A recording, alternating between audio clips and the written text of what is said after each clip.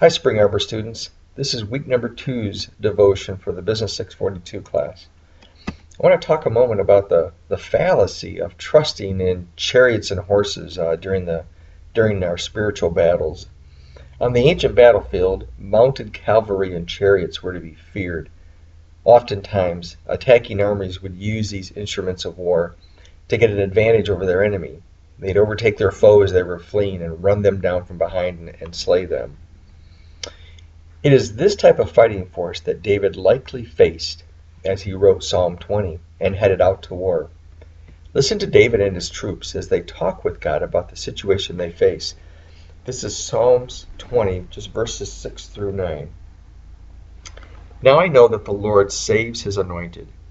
He answers him from his holy heaven with the saving power of his right hand.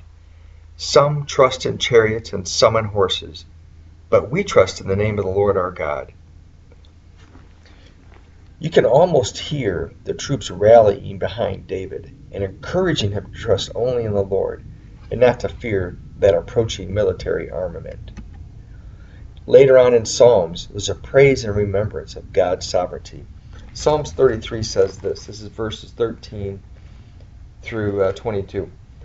From the heaven the Lord looks down and sees all mankind. From his dwelling place he watches all who live on earth. He who forms the hearts of all, who considers everything they do.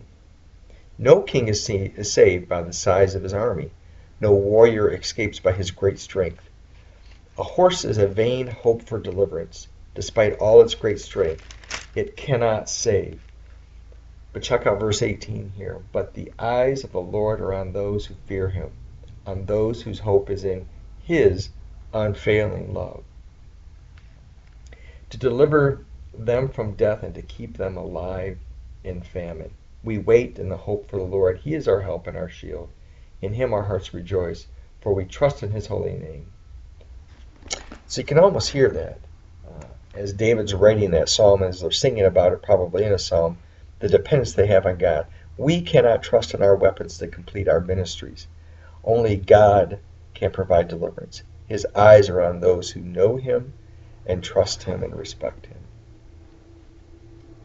So, a few things to think about here. Who or what do you trust?